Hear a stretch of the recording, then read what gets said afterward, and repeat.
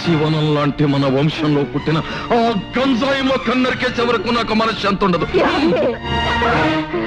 వద్దండి, ఆ గంజాయి మొక్కని కన్నా పాపానికి ముందు నన్ను చంపి తర్వాత దాని ప్రాణం తీయండి.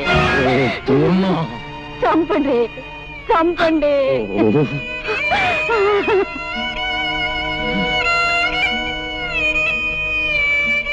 మీరు దేవుళ్ళ, మీకు రోజు మేము పూజలు పునస్కారాలు, ఆకలితో ఉన్నవాడికి అన్నం పెట్టి, అవసరాల్లో ఉన్న వాళ్ళని ఆదుకుని, కష్టాలలో ఉన్న వాళ్ళ కన్నీళ్లు తుడిస్తే మీరు ప్రసన్నులై మీ చల్లని దీవెనలు నాకు అందజేస్తారనే నమ్మకంతో బ్రతుకుతున్న మనిషిని నేను ఎప్పుడు ఎవరికి ఏ పాపం చేశానని ఇంత శిక్ష విధించారు? మీరు కరుణామయుల కసాయి వాళ్ళ.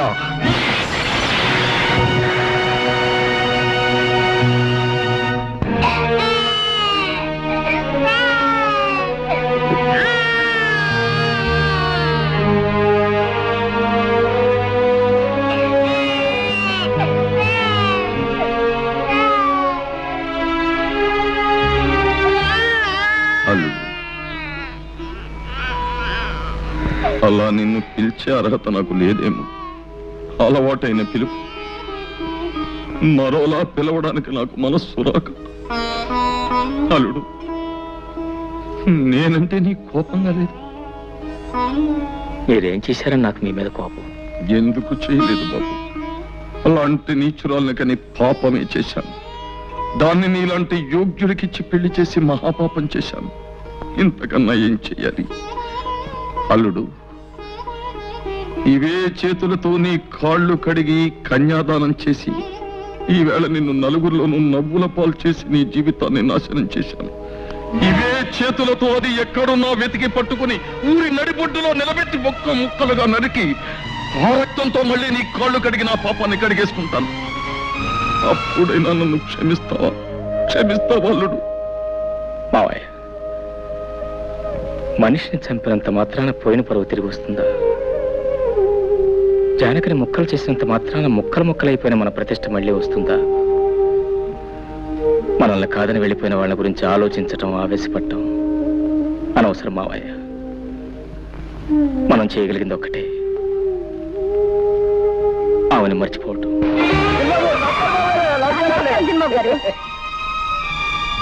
రండి బాబు, కులాసేనా? చిన్నబాబు గారు, అమ్మాయి గారు మాకు తెలియకుండా పెళ్లి ఇప్పుడు చేసుకున్నా చిన్నబాబు. ఇంట్లోకి రాకుండానే ఏమిటో ప్రశ్నలు? ముందు సామాన్లు తీసుకెళ్ళి లోపల పెట్టా బాబు. అమ్మగారిని మేడం మీద గదిలోకి తీసుకెళ్ళి ఏం కావాలో దగ్గర ఉంచు. అట్టగే బాబు. వెళ్ళి జానకి. రండమ్మా, రండి. ఇదేనమ్మా మీ గది, రండి. వస్తాను, అవసరమైతే కేకేయండి. నా పేరు రావులమ్మ. అమ్మా, మీరేమనుకోకపోతే ఓ మాట అడుగుతాను. మీరు నర్సయ్య గారి కూతురు జానకమ్మ కాదు? ఎప్పుడో చూశాను, సరిగా గుర్తుకు రావట్లేదు. వస్తాను. ఆ మధ్య మీకు పెళ్ళయిందన్నారు, ఇప్పుడు ఇలాగా? అయినా నాకెందుకులేమ్మా, ఏదో మాట వరుసుకున్నాను. వస్తాను.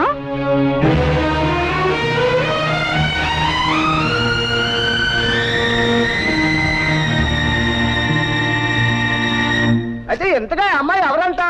బాగానే ఉంది వరుస. రామాయణం అంతా విని రాముడికి సేతేమవుతుందన్నట్టుంది. అది కాదే, నరసింహయ్య గారు పెద్దమ్మాయి అంటున్నా, అరే మేనల్లుడికి ఇచ్చి పెళ్లి చేశారంటున్నా, పిల్ల కూడా పుట్టిందంటున్నా. మరి చిన్నబాబు గారు కూడా వచ్చేయడం ఏంటే? ఎందుకలా వచ్చేసింది? ఎందుకు వచ్చేయడం ఏంటి? పరాయి మగాడితో పెళ్ళైనాడది ఎందుకు వచ్చేస్తుంది? పళ్ళుకో వ్యక్తి చిన్నబాబు గారితో లేచొచ్చేసింది.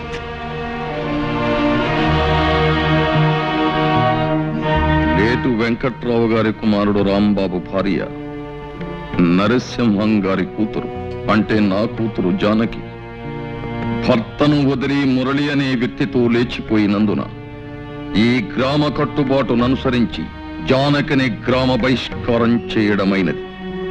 ఇక ముందు ఎప్పుడు గాని ఎవరు గాని జానకిని గ్రామ సరిహద్దులలోకి ప్రవేశించనీయరాదు. అంతేకాదు, జానకి రాంబాబుల మధ్య వైవాహిక బంధాన్ని రద్దు చేస్తూ రాంబాబు ఇష్టం వచ్చిన పిల్లను వివాహం చేసుకునే అధికారాన్ని ఇస్తూ ఇక్కడి పెద్దలందరూ తీర్మానం చెయ్యడమైనది. నువ్వేమంటావు రత్తయ్య బావా?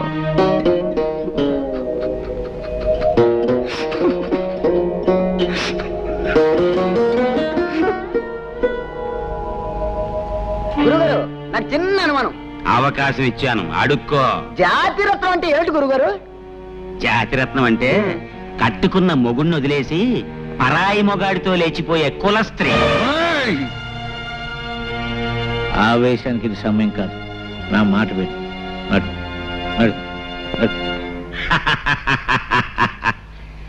సర్వే జనా సుఖినో భవంతు. జానకి, అటు వెళ్తున్నావు ఎక్కడికి? మన కోసం ప్రత్యేకంగా ఏర్పాటు చేసిన పడగది ఇది కదా? నేను ఈ గదిలో పడుకుంటాను.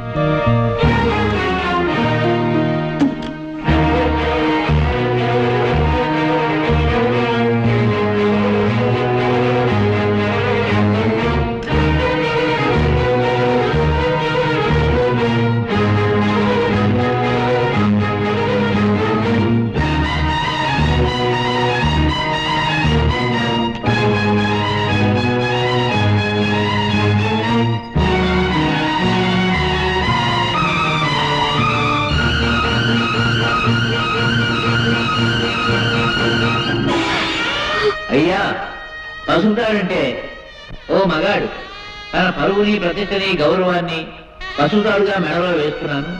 నీ పవిత్రమైన ప్రవర్తనతో నా గౌరవం కాపాడే బాధ్యత నీ మీద పెడుతున్నాను అని.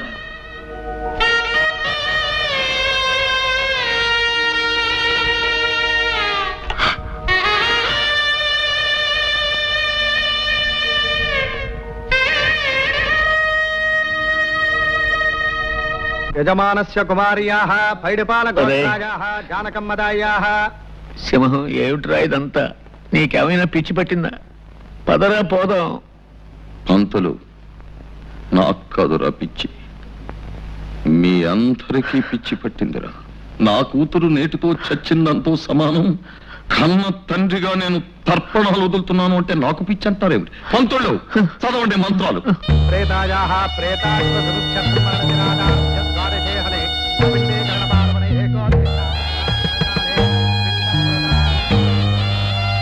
పిండస్యోపరి శిరోదకం నమః. కాయేన వాచా మనసేంద్రియైర్వా బుద్ధ్యాత్మనా వా ప్రకృతే స్వభావాత్ కరోమి యజ్జత్ సకలం పరస్మై శ్రీమన్నారాయణాయేతి సమర్పయామి. సర్వం శ్రీకృష్ణార్పణమస్తు.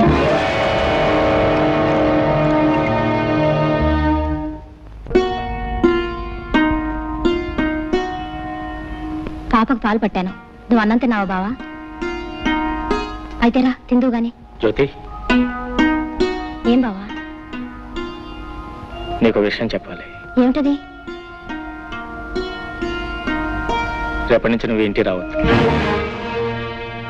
బావా, అవును జ్యోతి, నువ్వు రోజు ఇంటికి వస్తున్నావు.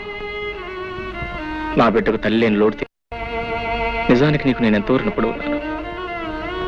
కానీ లోకులు వాళ్ళ నోళ్ళు ఊరుకు నిన్ను నన్ను కలిపి కట్టుకథలు అల్లుతారు.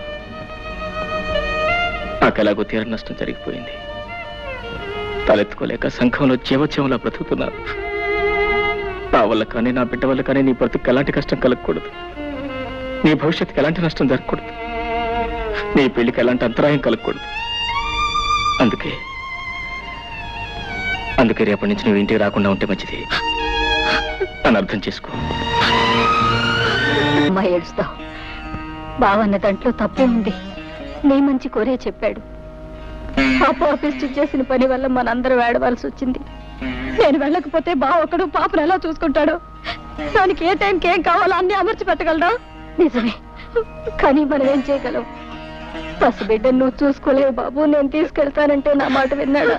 ఇదంతా మన కర్మ. పూర్ణ,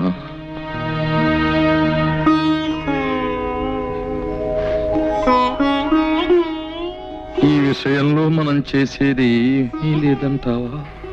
ఏముంది, అది చేసిన పనికి జీవితం అంతా ఏడవడం. మనవరాలను కూడా ముద్దాడుకోలేని దౌర్భాగ్యాన్ని కుమిలిపోవడం. ఈ జరిగిన పొరపాటులు కొంత బాధ్యత నాది ఉంది పూర్ణ. మీ బాధ్యత? అవును. అతనికి మన అమ్మాయి తగింది ఎంత మాత్రం కాదు అని నువ్వెన్నిసార్లు చెప్పినానే వినిపించుకోలేదు. పెళ్ళయ్యాక దాని గుణం మార్చుకుంటుంది అని ఆశపడ్డానే కానీ ఇలా మనకందరి గుండెల్లో చిచ్చు రగులుస్తుంది అనుకోలేదు. జరిగిన పొరపాటును దిద్దుకోవాలి. మన అల్లుడికి అన్యాయం జరిగిపోయింది. అతనికి న్యాయం చెయ్యాలి. ఎలా? ఏం చేస్తారండి?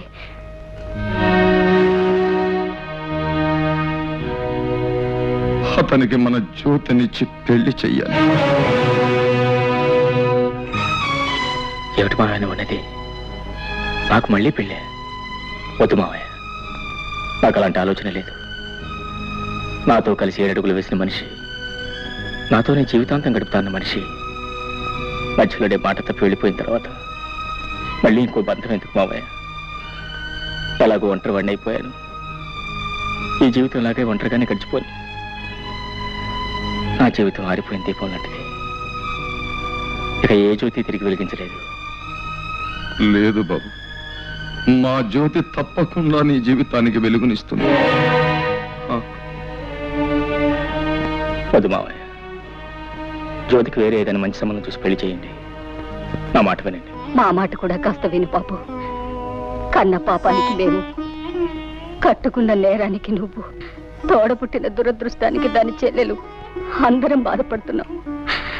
అది గడప దాటిన క్షణం నుంచి నీ మావయ్య కానీ నేను కానీ కంటి నిండా నిద్రపోయామా, కడుపు నిండా తిండి తిన్నామా? ఒక్కళ్ళ మొహాల్లోనైనా కనీసం చిరునవ్వు కనిపించిందా? ఎవరికీ మనశ్శాంతి లేకుండా ఎంతకాలం ఇలా? అది పెట్టిన చిచ్చు కన్నీళ్లతో ఆరిపోయేది కాదు బాబు. నా మాట విను. నువ్వు మా జ్యోతిని పెళ్లి చేసుకుంటే దీనికో తల్లి దొరుకుతుంది, మాకు మనశ్శాంతి దక్కుతుంది. అల్లుడు, నువ్వెవరివో ఎక్కడ వాడివో అయితే ఇలా అడగడానికి నాకు నోరు వచ్చేదే కాదు. కానీ మేనల్లుడుగా రక్త సంబంధం ఉన్న మనిషిగా అడుగుతున్నాను. కాదను.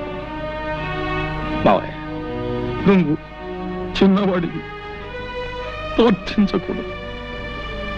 నేను పెద్దవాడిని, ప్రాధేయపడకూడదు. కానీ ఇప్పుడు ఆ రెండు చేస్తున్నాను. ఇవి చేతులు కావలుడు. మావయ్య, అలాగే మీ ఇష్టం వచ్చినట్టు కానివ్వండి.